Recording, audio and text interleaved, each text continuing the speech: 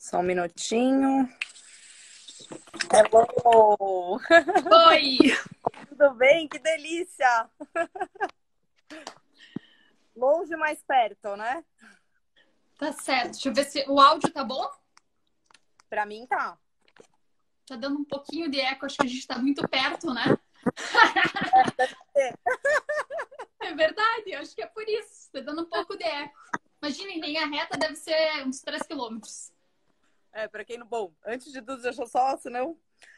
eu queria agradecer a Cibaris, né? De, enfim, promover esse encontro com a minha amiga e com uma pessoa que eu admiro muito, que é a Vanessa.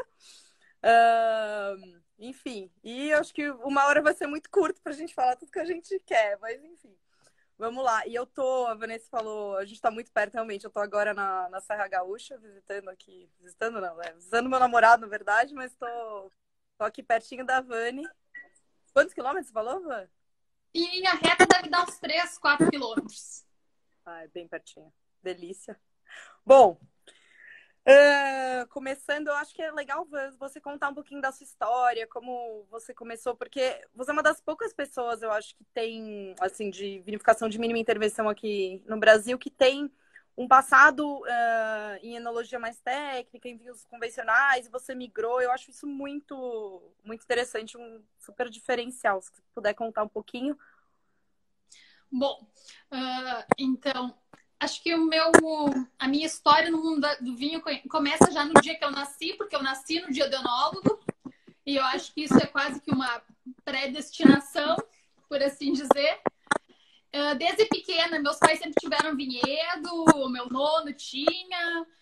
Quando meu pai era jovem, ele veio morar uma época com o nono dele, com o meu bisavô, e trabalhava no vinhedo com o meu bisavô. Então tem toda uma história em relação à viticultura desde sempre. Com 17 anos, eu queria fazer engenharia química. Na verdade, eu não queria ser enóloga. Eu sempre gostei muito de beber. Daí, para fazer engenharia química, eu tinha que ir para uma cidade vizinha. Tá. E eu, na época, eu não tinha grana para ir, voltar ou se manter em outra cidade. Então, eu resolvi fazer alguma coisa que eu gostasse e que eu pudesse pagar, né? Daí eu comecei a fazer turismo e, na época, esse curso de turismo era com foco em enoturismo. Daí eu gostei mais da parte de enologia do que da parte de turismo, né? Daí eu peguei e prestei vestibular para enologia sem estudar, sem nada, né? Eu disse, vou fazer, né? Vai que eu goste. Daí eu comecei a cursar enologia, mas nessa época que comecei a cursar enologia, eu já trabalhava em vinícolas, porque eu comecei a trabalhar em 2008, na Aurora. Então eu trabalhei com aqueles vestidões no turismo, atendendo grupo, falando aquele roteiro decorado.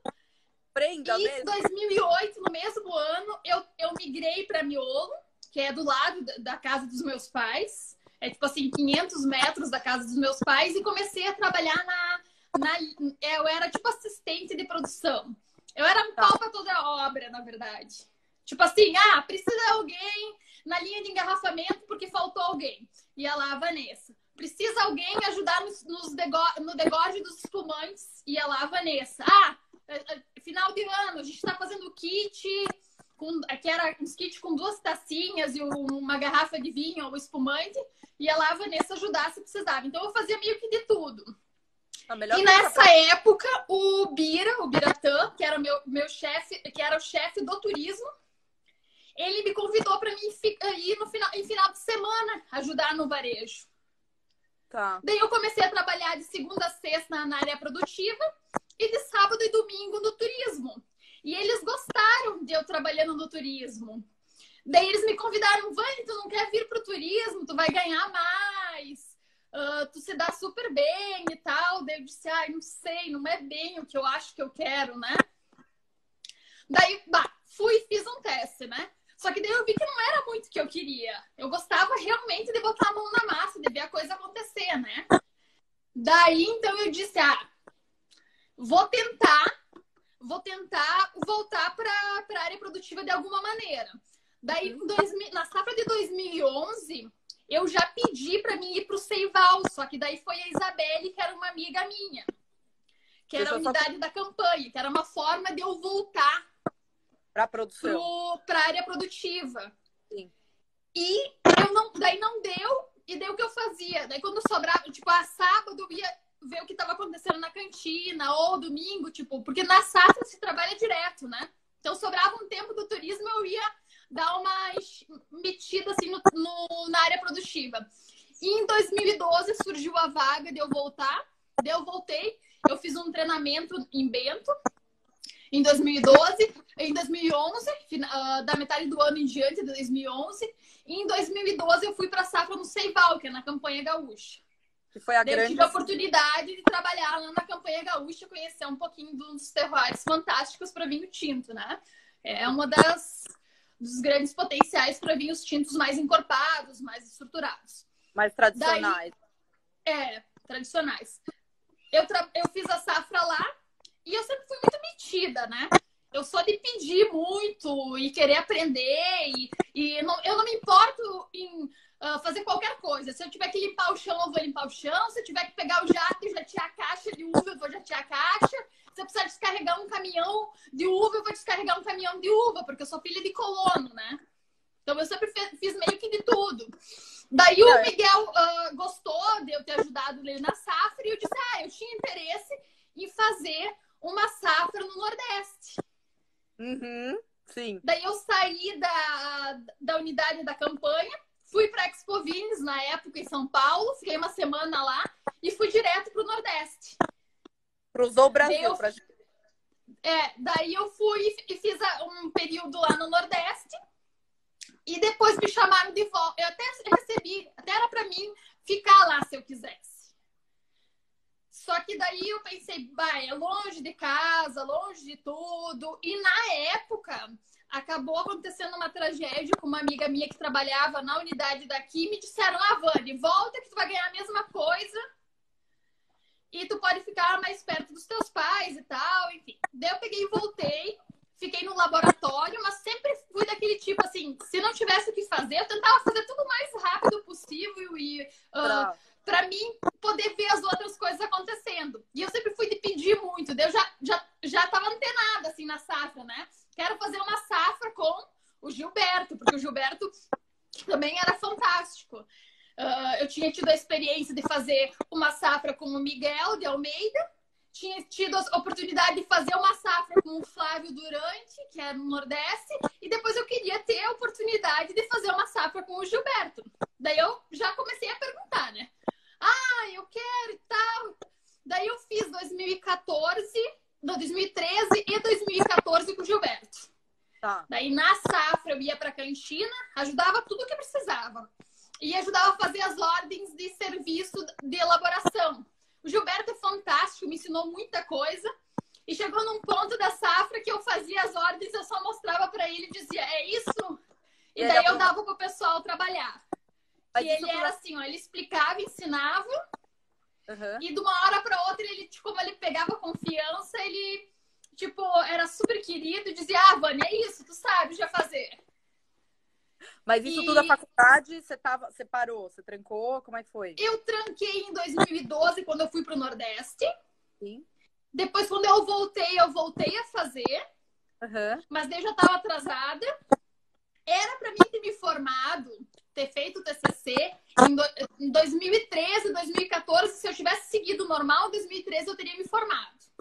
Mas como eu tranquei um ano, eu ia me formar em 2015. Tá. Daí eu fiz as cadeiras e daí eu recebi a oportunidade, a proposta de metade de 2014, mais ou menos, eu fui para Bueno. Porque, na verdade, eu pedi para sair da Miolo porque eu queria fazer um estágio em Portugal em 2014. Tá. Daí eles não me deixaram sair da Miolo. Eles disseram, Vani, fique e tal, a gente te oferece uma vaga legal que vai ser no projeto do Galvão Bueno, tu vai ter a oportunidade de ir para a Itália. Eu falava um pouco de italiano, e daí eu ia trabalhar como assistente, estagiária do Roberto Cipresso, que era um enólogo italiano que passa os protocolos de elaboração dos vinhos da Bueno. Daí eu trabalhei com ele, então, a metade de 2014 e 2015. Só que daí em 2015 eu comecei a conhecer o vinho natural, né? Isso em setembro. Eu tive o primeiro contato com o vinho natural em função do Marco, né? Qual foi o primeiro vinho natural assim, que você provou? Você lembra? Os primeiros foram os vinhos dele. Eu provei todos os vinhos dele numa semana. Uhum. Então, eu provei safras antigas e tal. Não, eu tava verde, o meu fígado já não tava mais funcionando. De tanto beber. Então, eu provei todos os pinots deles de safras antigas e tal. Provei o Prelúdio na época, o Minimus Anima, enfim, todos os vinhos dele primeiro. E depois eu comecei a ter acesso a alguns vinhos que ele acabava degustando com os amigos e tal. Então, eu comecei a degustar Gragner, degustei Radicon, degustei vários italianos e vários vinhos naturais franceses. Comecei a degustar. Então, a gente tem já um livro, porque Gravner foi o meu primeiro laranja que eu provei. O Gragner e o Radicon foram meus primeiros laranjas. Começamos... Na época, foi bem estranho para mim, porque na época eu não conhecia vinho laranja. Então, eu vinha da indústria, com uma cabeça de vinho branco certinho. Limpinho, corretinho, todo quadrado. Corretinho, equilibrado e tal. E foi que nem um tapa na cara, né, eu degustar esses dois. Porque, na minha opinião, me perdoem, porque na época era o que eu sentia. Pra mim, o Radicon, assim, foi fora dos eixos. Eu disse, meu Deus do céu, isso é vinho laranja? Será que é isso que eu quero... será que é isso que eu quero tomar? Eu não sei se eu vou querer tomar de novo. Enfim, a minha cabeça ficou uma confusão, assim. Sim. Porque pra mim era totalmente externo beber um vinho laranja daquele jeito, né? Tá errado. Daí, E foi importante pra mim isso. Hoje eu vejo o quanto importante foi eu ter tido esse impacto, esse primeiro impacto com vinho laranja. Eu só continuei tomando porque eu sou muito curiosa e que eu quis degustar outros e ver se a culpa era minha, do meu paladar, né? Ou era o tipo de vinho que eu não gostava. Então eu comecei a degustar outros e tal. E eu disse, não, peraí. Esse troço é legal. É pra tomar em momentos diferentes. Ele foge da curva, não é um vinho branco. Mas ele tem muito mais complexidade aromática. Ele é muito mais exuberante na boca. Peraí, o que é isso, Vani? Vamos aprender sobre isso, né? Abre a cabeça, né? Vamos abrir a cabeça. Daí eu comecei a pensar no que eu gostaria de fazer em relação a um vinho laranja se eu fosse vinificar. Então esse primeiro momento para mim foi importante porque ele me moldou a ter uma ideia do que eu gostaria de vinificar como laranja. Que eu não queria vinhos laranja muito pesados, muito austernos, porque como o mercado brasileiro ele não é acostumado com isso, em geral, se for pensar, a maior parte dos bebedores de vinhos brancos não são acostumados com laranja, eu pensei, poxa, se eu der um vinho laranja assim de primeira para alguém degustar, ele vai colocar assim, opa! Sim. Então, o que eu resolvi fazer? Vou fazer um vinho um pouquinho mais delicado, um pouquinho menos de maceração para não ter um tanino tão presente e tentar manter um pouquinho mais a acidez, mas vou colocar uma variedade aromática para chamar a atenção no nariz primeiro. Porque quando a pessoa chama atenção primeiro no nariz, é como se eu tirasse o foco dela no tanino na boca. Sim. Então foi aí que a pessoa, né? Foi aí que surgiu o meu primeiro vinho, que eu chamo de Guardião da Intuição. Meu primeiro laranja. Porque é como se eu tivesse seguido a minha intuição, pensando, o Chardonnay tem uma boca deliciosa, vai me passar isso, vai me passar uma boa acidez e tal. E a Malvasia vai me passar um nariz gostoso, mas eu não quero que ela predomine. Então, vamos colocar em menos porcentagem para ela dar uma chamada de atenção no nariz, mas ter uma boca do Chardonnay. Mas, Vani, nesse tempo, quando foi assim, mais ou menos, desde quando você começou a trabalhar, lá atrás, você já tinha o sonho de fazer seu vinho? Ou não? Você ainda estava meio, ai, não sei o que eu quero? Quando eu comecei a trabalhar nas vinícolas, eu sempre vi eu fazer o meu próprio vinho como uma coisa muito para frente. Eu sou de uma família simples, sou de uma família de agricultores. Então, eu ter o meu próprio empreendimento era uma coisa que para mim parecia que ia demorar muitos anos, que eu ia ter que, tipo, trabalhar 30 anos na indústria, Uhum. tá próximo de me aposentar ou tá me aposentando e daí ter meu projeto. Tá, entendi. Em 2014, quando meu pai plantou o Chardonnay aqui, eu ainda não imaginava que eu fosse entrar no vinho natural. Tá. Então eu disse assim, o meu pai pediu, Vânia, o que tu quer que eu plante lá naquele 1 hectare? Daí eu disse assim pro pai, pai, planta Chardonnay, que se algum ano tu não vender, eu faço um espumante pra mim beber, porque eu gosto. Sei, ficou torcendo, né? Daí eu coloquei, daí ele pegou e plantou o vinhedo, mas aquilo lá, isso de eu produzir o meu próprio vinho, de eu ter o meu espumante, o meu vinho, parecia uma coisa assim, muito longe, sabe? Sim. Parecia que eu ia demorar muito tempo para poder fazer isso. Não, E daí as coisas foram acontecendo. 2016 e 2017 eu trabalhei com o Marco no ateliê. 2018 eu ainda trabalhei com ele na safra, mas eu já tinha montado uma estruturinha para fazer meus vinhos aqui. Então eu já fiz os meus primeiros vinhos em 2018 aqui. Peraí, mas a cantina já era cor-de-rosa? Não! Ela só tinha um lado de suporte para colocar os tanques em cima. Tá. E ainda era só de cimento cru. Tá. É linda. A cantina virou cor-de-rosa quando a Liz veio para cá com uma caravana. Não me lembro, foi 2000 para a safra de 2019, acho que foi janeiro de 2019, porque foi uma confusão. Eu não tinha grana, né? Daí eu fui fazendo conforme eu tinha grana, chegou a safra, eu estava verificando numa sala menor e reformando e pintando a sala maior. Tá. Então foi terminado de pintar de rosa na safra de 2019. Tá, faz um aninho. Que legal. Foi tudo acontecendo junto, né? Não foi tipo uma coisa planejada. Porque o primeiro ano eu verifiquei umas 1.600 garrafas, que foi 2018. Depois, 2019, umas 3.400, mais ou menos. Um pouquinho mais espumante, mas que foi para mim beber. E 2020 eu já verifiquei mais. Eu verifiquei mais.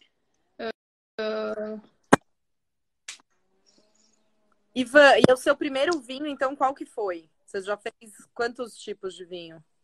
O primeiro de todos foi o meu Riesling 2016 lá no Marco, que era uma gasolina braba. Eu adoro essa história. Sim, ele tinha muita redução. O que acontece? Eu verifiquei um vinho branco com a cabeça da indústria de uma forma natural. Sem ter conhecimento suficiente em vinificação natural, verificando como se vinificaria numa vinícola sem ter aporte de nada, sem corrigir ou analisar, enfim, nada. Então ele ficou mega reduzido, assim. Quando ele estava em processo, ele ainda não era tão reduzido. Ele tinha, assim, um petróleozinho a mais, assim, uma redução inicial que lembrava até um pouco de querosene, que nem era tão ruim assim, não era tão redução assim. Mas daí ele tinha uma leve turbidez, eu não tinha desborrado ele. Tá. Então eu desborrei ele e eu não separei uma quantidade suficiente para deixar toda a borra embaixo. Eu meio que movimentei. Quando eu engarrafei ele com um pouquinho de borra. Tá. Então, quando eu engarrafei, ele não parecia ter essa redução. Mas conforme vai passando o tempo, essa borra vai ficando em contato com o líquido, vai liberando mais aromas de redução, né? Daí deu abóbora, daí deu enxofre puro. Bom, esse vinho dá jus ao comentário que o Luiz Horta fez uma vez sobre vinho natural. Esse vinho tinha aroma do Tietê, sim. Foi um erro. Eu errei no processo de vinificação. Hoje eu vejo os pontos que eu errei que eu poderia modificar.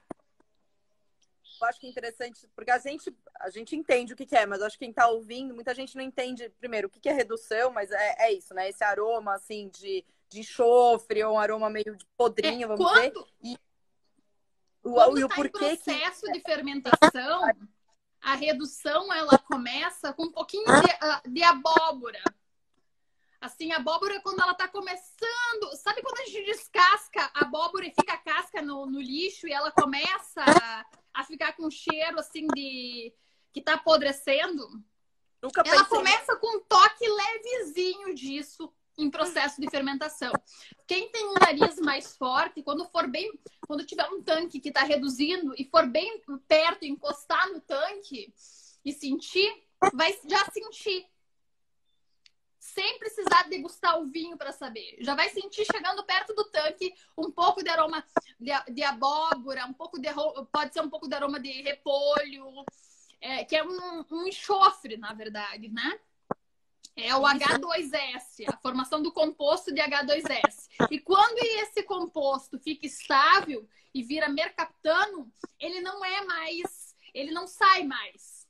Ele sempre vai ficar um pouco, mesmo usando, por exemplo, tem vinhos que tem um pouco de redução, que a gente vê que é uma redução de engarrafamento, que foi pós-engarrafamento, que não existia essa redução grave no vinho antes de engarrafar. Daí essa redução, às vezes, ela sai usando decanter. Uhum. Mas esse vinho que eu fiz não saía nem usando decanter. Tanto que eu abri todas as garrafas, mandei mensagem para alguns clientes pedindo de volta, os que não tinham tomado ainda, mandei pro Léo da Enoteca. Tava aqui nos e eu disse, esse vinho tá com muita redução, não sai nem usando decanter, eu fiz o teste, o vinho para melhorar tinha que ficar 7 dias na geladeira, faltando um tanto assim de vinho na garrafa. Pra ter uma ideia. Tá. Mas, terminava o vinho, né? E eu observei também uma outra coisa. Os vinhos do início do engarrafamento não reduziram tanto. Os vinhos do final do engarrafamento reduziram mais. Porque eram vinhos que estavam mais próximas à borra embaixo do tanque. Então, porque na época eu não trasfeguei para engarrafar. Então, eu tive vários pequenos erros que me levaram a ter esse vinho com essa redução. Peraí, deixa eu só mudar de lugar. Ivan, isso eu acho que é um assunto que entra num tópico muito interessante sobre serviço de vinho natural. Porque acho que você tá numa ponta, né? E a gente, como sommelier, tudo tá na outra ponta. E entender o vinho e perceber os problemas de vinificação, as dificuldades, a redução, assim, para quem tá nos ouvindo também, por que ela acontece? Porque é uma maneira natural de você... A redução é o contrário de... Bom, olha eu falando para você que é a técnica, mas enfim, estou explicando para uma linguagem mais leiga, né? É o contrário da oxidação. Então, se você... não protege o seu vinho com muitos artifícios enológicos, você evita ao máximo o contato com o oxigênio para que ele não oxide. Isso, às vezes, pode ser um pouco exagerado, então acaba sendo, em vez de oxidação, redução, enfim. E esse aroma desagradável. E tem muitos vinhos, justamente, que você falou. Se você...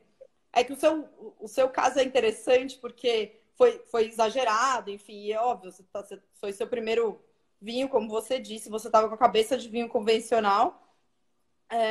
Mas tem muitos vinhos naturais que a gente abre que tem um pouquinho de redução, que se você, como você citou, você trabalha no decanter, ele some.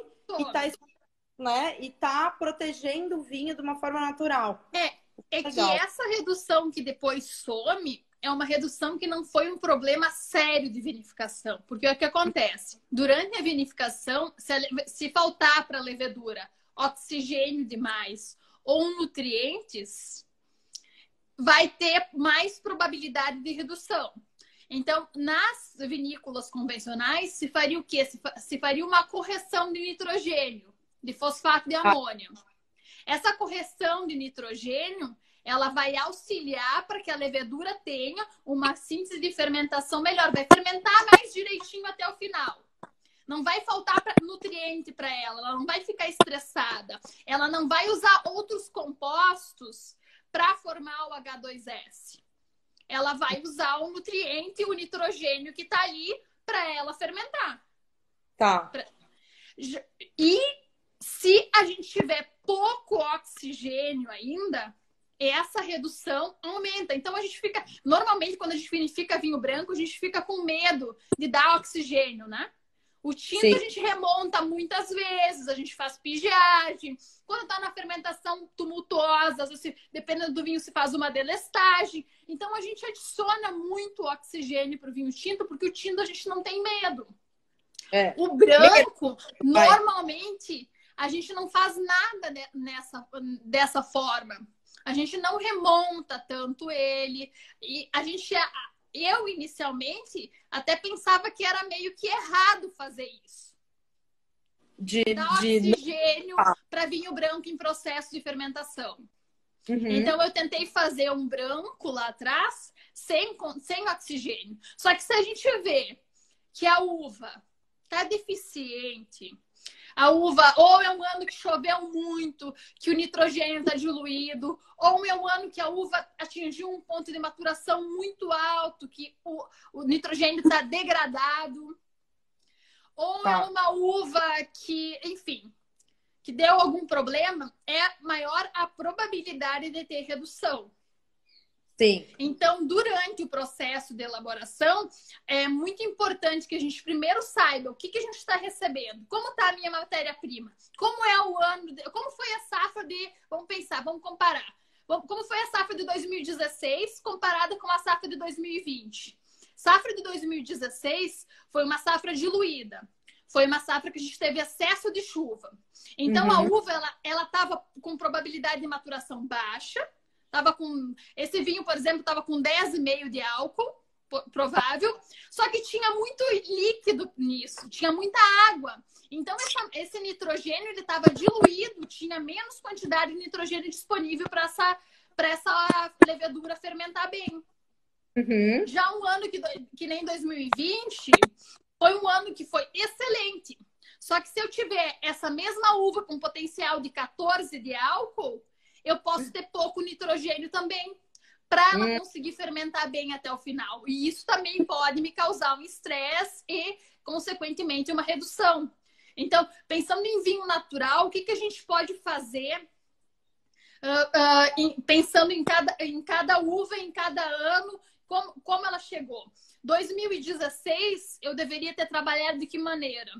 Tendo menos medo de oxigenar demais o meu vinho e ter feito isso, sim, na fase da fermentação tumultuosa, que é tipo assim, um vinho que tem uma densidade inicial tipo de 1080.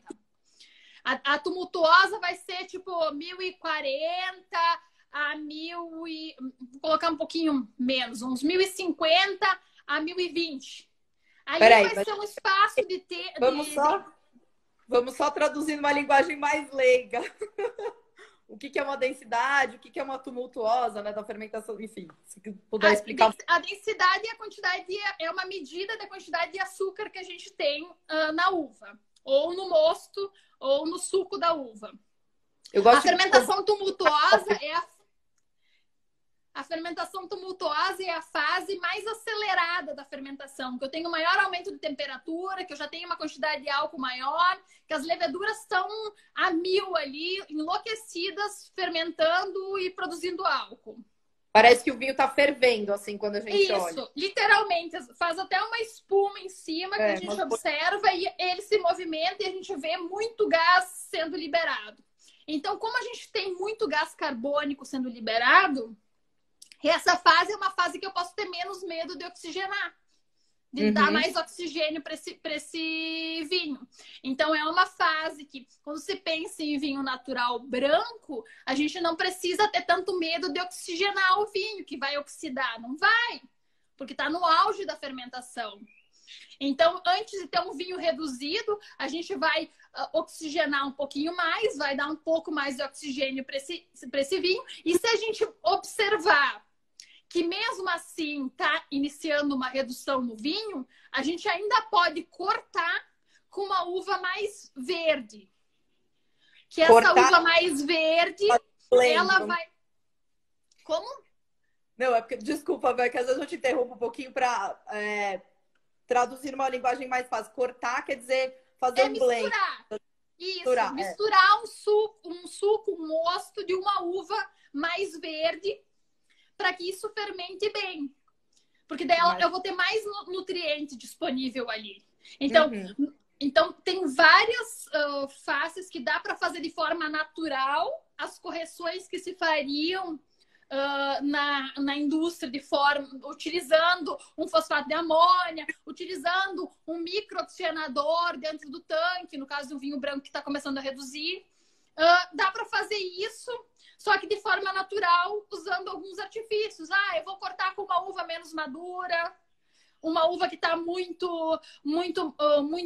com potencial alcoólico muito alto, para que tenha uma boa fermentação, para ter um pouquinho mais de nitrogênio, ou uma uva que eu vejo que eu acredito que esteja com nitrogênio muito baixo, com uma outra que eu sei que vai ter um nitrogênio um pouquinho mais alto, para ter uma melhor fermentação. Vamos dar um pouquinho mais de oxigênio para essa levedura, para ela ficar um pouquinho mais forte. Então, às vezes, assim acontece... tá em 1020 de densidade, tá começando a ir para o final da fermentação. E eu notei que começou a diminuir a densidade mais devagar. Então, nada me impede, se eu tiver eu tenho um pinot.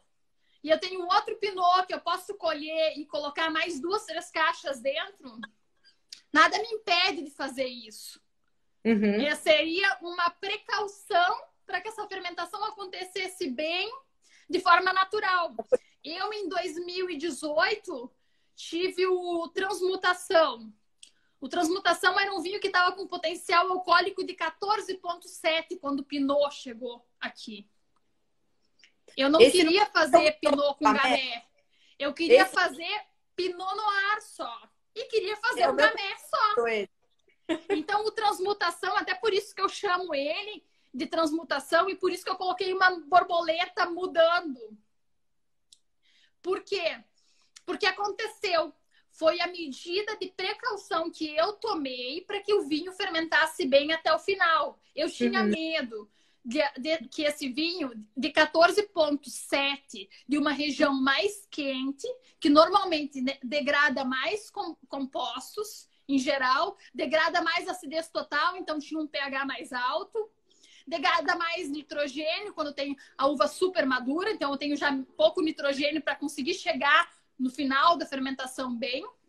Então, o que eu pensei? Poxa, vida, 14,7 vai me dar problema. O que eu posso fazer de forma natural para mim não ter esse problema? Eu escolhi o Gamay mais verde que eu tinha. Quando eu falo verde, é rosado mesmo. Olha só. Daí, o que eu fiz? Isso quando a uva chegou ainda, não tinha nem começado a pensar no como eu ia trabalhar com ela.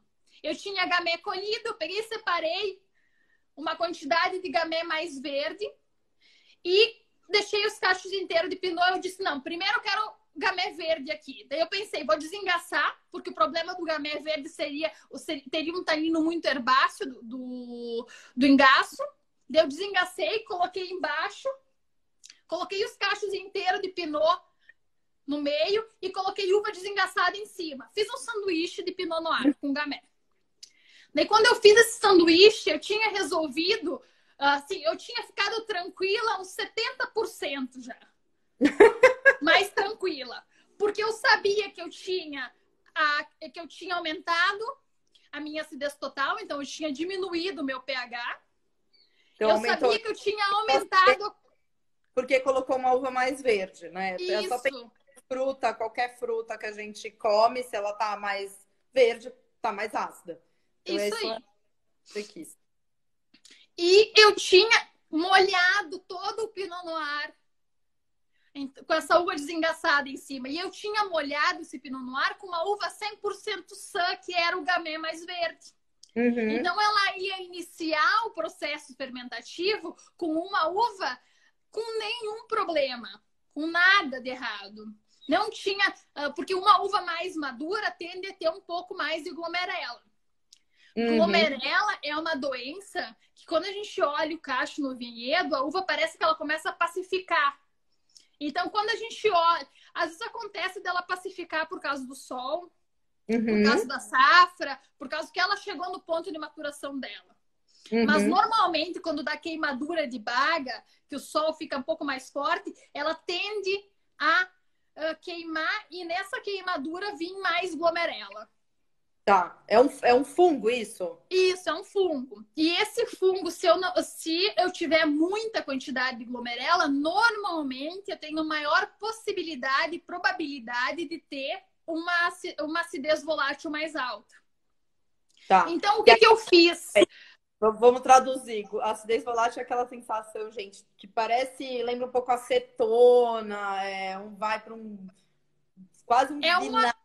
É o aroma de vinagre. Resumindo, no nariz é o aroma de vinagre. Deixa eu até puxar um assunto nisso, posso? Tem alguns, assim, a gente, né, que tá mais acostumada a tomar esse tipo de vinho. Eu, pessoalmente, eu gosto de um pouquinho de acidez volátil. Assim, que eu acho que acende mais a fruta, dá mais frescor. O que você acha disso? Como você acha que os consumidores veem isso? Porque eu vejo muita gente estranha um pouco o assim, assunto de... Consumidor normal não percebe. Uhum. Quem percebe normalmente a acidez volátil em um nível, assim, vamos dizer, mais próximo de 1 para frente, 1 grama litro para frente, é quem normalmente é especialista, então sommelier, enólogo. Enólogo sente muito, tá? Enólogo a partir de 0,8, a maior parte de nós já começa a perceber, tanto no nariz quanto na boca, porque a acidez volátil ela é uma acidez um pouquinho mais pontual. Uhum. A maior parte dos consumidores gosta até da volátil. Eu percebo isso, que assim, eu tive vinhos que tinham acidez volátil muito baixa, que não foram tão bem aceitos quanto vinhos que tinham uma acidez volátil mais alta. Tá. Eu sou muito chata para acidez volátil. Tá. Então, eu sou muito chata em procedimento, em pensar tudo que eu posso fazer para não ter ela, porque eu particularmente não gosto. Tá. Não gosto quanto, Vanessa, tu não gosta? Eu gosto de um pouco. Eu acho que um pouco de acidez volátil, ela dá até mais complexidade aromática e uma boca um pouco mais gostosa. Mas acima de 0,8 eu também não gosto. Tá. Assim, mas depende do vinho também, né? Quando o vinho tem muita personalidade aromática e muitas camadas aromáticas e muita boca, a acidez volátil não atrapalha tanto. Uhum. Quando é um vinho mais neutro aromaticamente, eu acho que daí a gente percebe um pouco mais. Tá. Daí ele se torna chatinho, dependendo da quantidade. Na verdade, assim, nada em relação a isso é regra, porque depende muito de um vinho para o outro e às vezes depende até do nosso dia e do horário do dia que a gente está degustando. Por exemplo, quando eu estou de estômago cheio, a minha sensibilidade vira uma sensibilidade normal, de uma pessoa normal. Sim. Quando eu estou de estômago vazio, que eu estou com fome, eu percebo até o que eu não deveria perceber. Por isso que a gente fala que é melhor você degustar de manhã, enfim, quando o teu nariz, teu paladar é mais limpo. Isso é muito importante mesmo. Bem legal. E acho que quando a gente tá com fome, deve ser uma coisa meio de instinto animal, né? A gente sente mais aroma, mais sabor, a gente presta atenção mais. Tem muita gente que tem costume de comer rápido quando tá com muita fome. Mas quem consegue se conter e comer devagar e beber devagar quando está com fome, vai perceber muito mais sabor, muito mais aroma em tudo. Porque os nossos sensores estão assim, tipo, tá chegando comida, tá chegando bebida, o que é isso? É verdade. É verdade. E também nós mulheres, dependendo da época do mês, também ficamos com a nossa sensibilidade em relação à degustação alterada. Porque eu percebo que quando eu tô na TPM ou até no meu período de menstruação, eu fico muito menos, com a minha percepção muito mais alterada. Mais aguçada, né? Eu fico assim... quando eu tô pra ficar, eu fico mais aguçada. Quando eu estou menstruada, eu não sou uma boa degustadora. Eu jamais degustaria... Exemplo, eu tenho que avaliar vinhos e isso é uma coisa muito importante para mim hoje. Estou menstruada. Hoje não é meu dia para mim analisar merda nenhuma. Hoje eu posso analisar no máximo a água que vem da Corsã. Eu vou prestar mais atenção na degustação. Eu não gosto. Eu fico muito alterada. Minha sensibilidade. Que é uma coisa que a gente não presta atenção, mas para mim é importante. Quando eu estou fazendo os vinhos também. Então, isso tem muito na cozinha. Por exemplo, cozinha baiana, a mulher que está menstruada, por exemplo, não pode fazer o acarajé, comidas de santo, etc. Sushi também. Dizem que mulher não pode fazer sushi.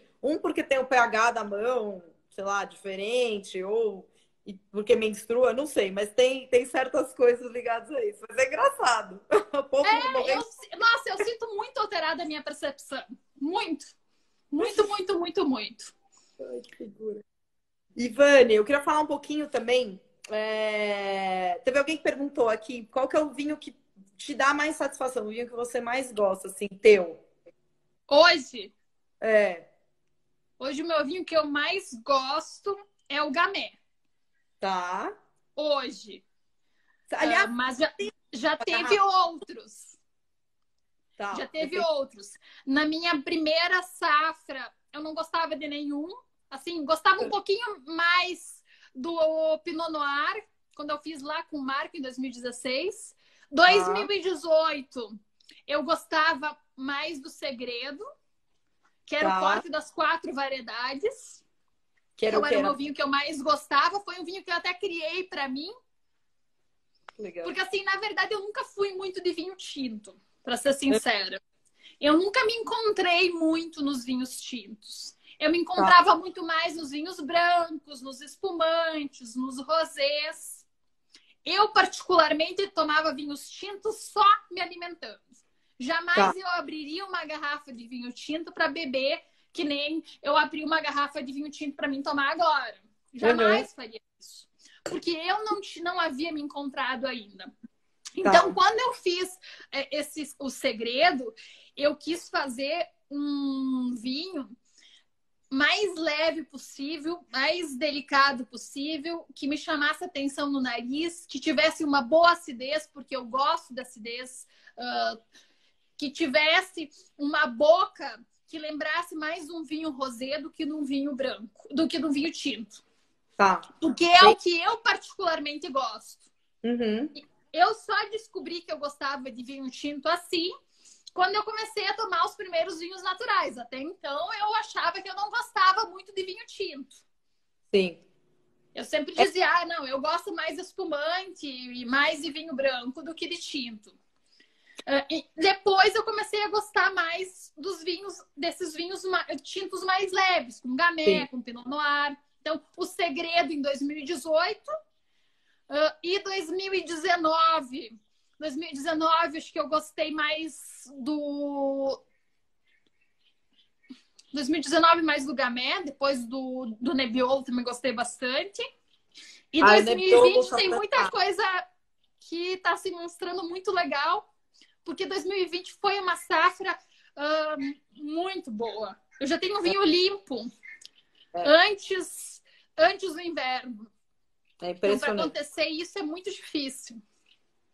Ivan, você sente que tem uma tendência, assim, eu no salão, trabalhando em São Paulo, tudo, eu sinto uma tendência, com certeza, do consumidor migrar dos vinhos mais tradicionais, mais pesados, mais tânicos, frutados, alcoólicos, para vinhos com perfil mais leve, fresco, enfim. Você sente isso também? Como que está sendo a aceitação dos Eu vinhos? sinto bastante e às vezes até fico meio assim, porque eu tento pesquisar quando eu vou vender para alguém que eu nunca vendi. Eu tento entender um pouco a pessoa.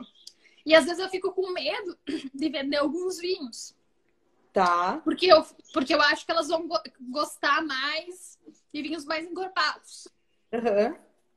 Daí, esse ano, eu tava com um pouco de medo de vender o Segredo 2019. Porque o Segredo 2019, ele ficou um pouquinho mais fora da curva, assim. Por quê? Ele ficou assim, bem naturebão, assim, por assim dizer. Tá. Ficou com um pouquinho de turbidez, ficou com uma cor muito clarinha, quase um rosé. Ficou com uma acidez total super alta. É um vinho que dá para gelar tranquilamente. Ficou com um nariz super intenso, então eu coloquei um pouquinho mais de malvasia no corte. Tá. Então ficou com um nariz. Ficou com um nariz super intenso. E eu disse, peraí, não é qualquer pessoa que vai entender ele. Daí eu fico até com medo, às vezes, de indicar. Mas daí o que eu percebo? Eu mando uma caixa mista pra pessoa. Eu disse, olha, daí eu explico. Se vinha de tal maneira, daí a pessoa me... Vânia, eu adorei esse vinho. É o vinho tinto que eu mais gostei. Dá pra tomar de garrafa. Legal. Não sei o quê. Daí eu disse, eu observo que as pessoas cada vez mais estão indo para vinhos quanto mais leves, mais que dê para gelar, melhor. Contei uma variedade. Ô, Caio! Deixa off isso! Ô, Van, o que você acha, assim... O que me incomoda um pouco, assim, a minha história com vinho, vou contar bem curtinho. Eu vim da cozinha, né? Trabalhei muito tempo com cozinha. Entrei no vinho de uma maneira mais tradicional, enfim, tomava mais vinhos convencionais, etc. Tinha a mesma coisa que você, de não curtir tanto, assim, vinho tinto, a não ser durante as refeições e tal. E no vinho de mínima intervenção, realmente, a gente tem muito mais frescor, é muito mais agradável você tomar sozinho do que alguns vinhos convencionais. E aí eu pessoalmente, comecei a migrar demais para o vinho natural. Não queria mais saber de vinho convencional, etc. E hoje em dia já voltei, assim, no sentido de ter mais respeito e entender, porque todo vinho tem uma história, tem um esforço por trás. Eu acho que de conhecer produtores como você e tudo, me trouxeram essa noção de, putz, barra meu, você fazer um vinho, tudo que você sacrifica, é um trabalho de um ano concentrado ali naquele períodozinho, uma decisão errada ferra tudo, né? Então, mas eu ainda sinto que tem muita rixa, sabe? É só vinho natural e uma coisa de não, tá. Ou se não, quem toma convencional, não, natural é tudo ruim, é tudo esquisito, porque teve más experiências com vinhos naturais. O que você acha disso tudo? Sim, eu sou a pessoa mais suspeita em falar, né? Porque eu venho da indústria. Por isso que é interessante. Eu tenho amigos enólogos, eu convivo com gente do mundo do vinho convencional direto. E eu tomo tanto vinho natural quanto convencional. Eu não sou daquele estilo que vai dizer, não, só vinho natural é bom, ou se eu fosse do vinho convencional, não ia dizer só vinho convencional é bom. Eu acho que vinho, acima de tudo, vinho é vinho. Então a gente tem que saber o que a gente gosta de beber, independente se é natural ou convencional, enfim. Eu gosto de beber esse vinho, eu vou procurar o estilo desse vinho no convencional, se eu quiser. Uhum. Se eu estiver num lugar que eu não tenho acesso a vinhos naturais, ou que eu desconheço onde comprar vinhos de mínima intervenção, vinhos naturais, e eu gosto de beber um gamay, um pinot noir, se eu for no supermercado, tiver um gamay que eu acho que tá dentro do que eu gosto, eu vou comprar e vou beber e vou me sentir bem fazendo isso. Não vou achar ruim, não vou achar que eu tô cometendo um pecado porque eu tô tomando vinho convencional. Eu acho que essa coisa de levantar a bandeira e ser... dizer, não, só vinho natural é bom, só vinho convencional é bom, é errado.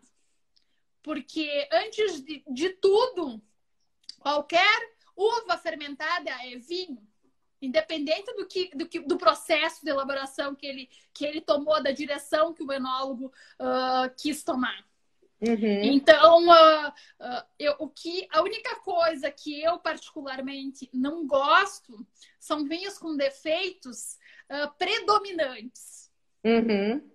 Um pouco de volátil não me incomoda, um pouco de Brettanomyces, se eu tiver que tomar um Cabernet Sauvignon com Merlot, não me incomoda. Eu gosto de um pouco de Brettanomyces.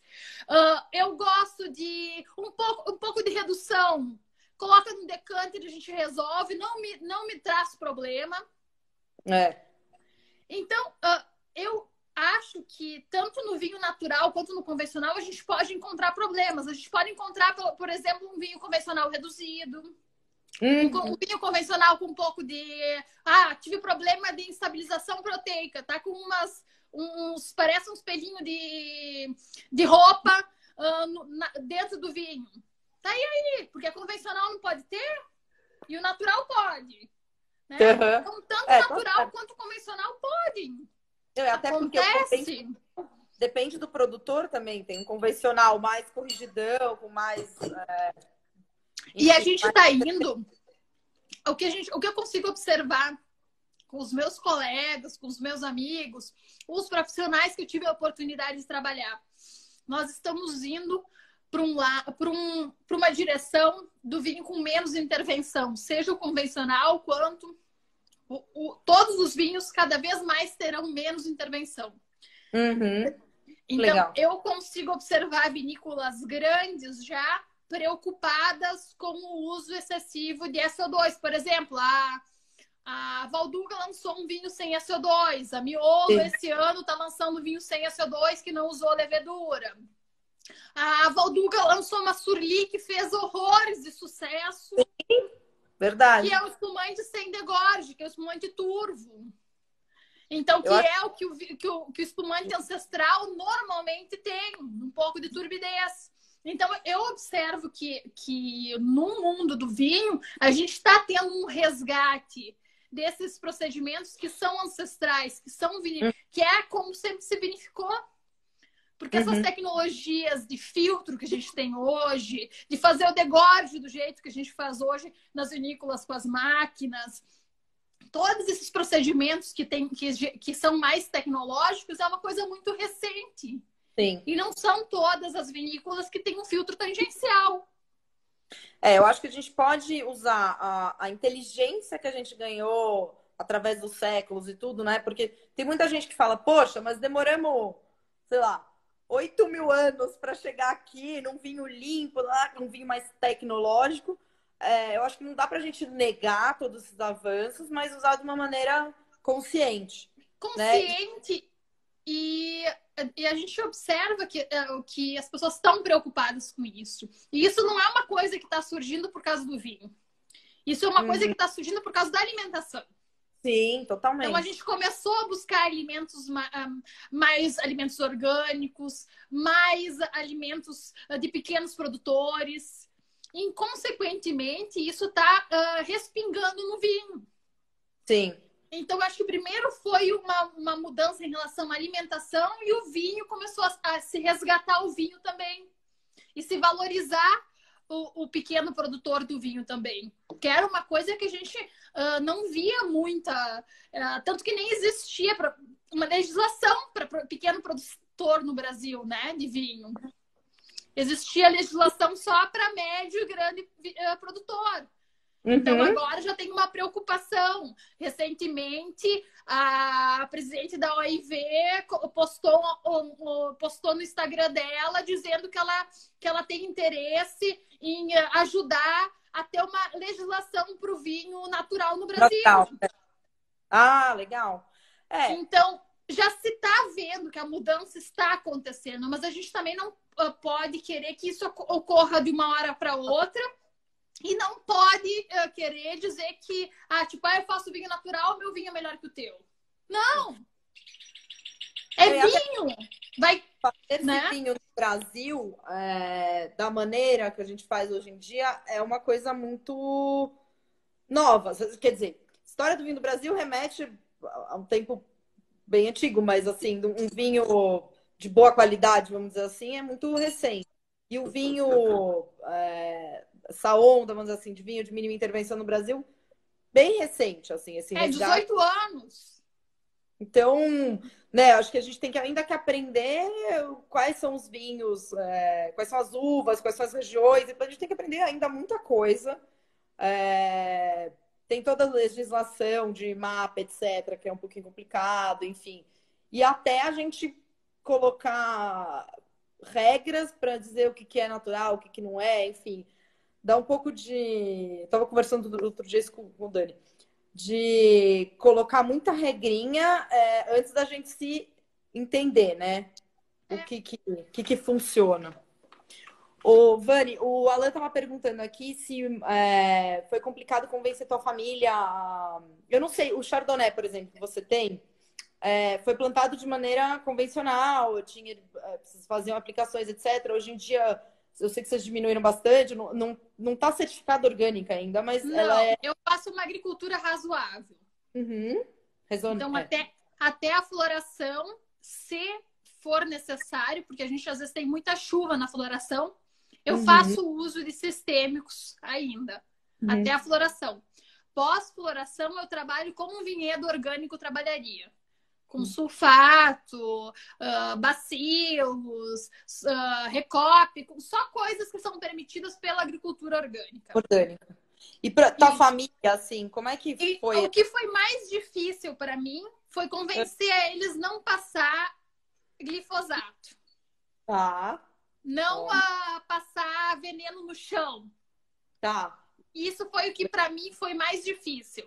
Então, o que me aconteceu lá no início? Lá no início, meu pai dizia assim: Bah, Vani, tá com muito isso. Eu vou vir passar Roundup para sair isso daí, né? Porque eles gostavam daquela fileirinha limpa, sem nada, sabe? Embaixo do vinhedo. Daí, no início, teve vezes que eu dizia: Não, pai, vamos fazer diferente, vamos roçar no meio, vamos roçar depois com a roçadeira, devagarinho e tal. Daí eu chegava aqui, via ele já com uma maquininha nas costas, começando a passar veneno. Daí eu ia lá e conversava com ele e saía braba, né? No meio do vinhedo. Saía braba, porque o que eu tô fazendo? Eu tô explicando que não tem, que deixa residual 20 anos no solo, que isso daqui atrapalha tudo que eu vou fazer, pai. Não sei o que. Daí eu virava as costas, daqui a pouco ele vinha bem quietinho, guardava, desistia e ia lá com a roçadeira. Ou teve uma vez que eu fui viajar e que eu cheguei, mas eu não percebi nada. Eu olhei, o vinhedo tava normal, né? Daí deu uma chuva e daí amarelou. Eu disse, puta que pariu, o que ele fez? Só falar uma coisa, a gente tem meio minuto só. Bom, só para finalizar, mas desculpa. Bom, termina a tua história. Acho que a gente vai ter que fazer mais uma live para contar todas as histórias que você tem. Mas, bom. Daí, aos poucos, eu fui convencendo ele a não usar, a mudar, mostrando para ele que dava para fazer diferente. Mas foi uma coisa gradual. Uma que eu sou mulher, né? Daí isso dificulta um pouco mais, né?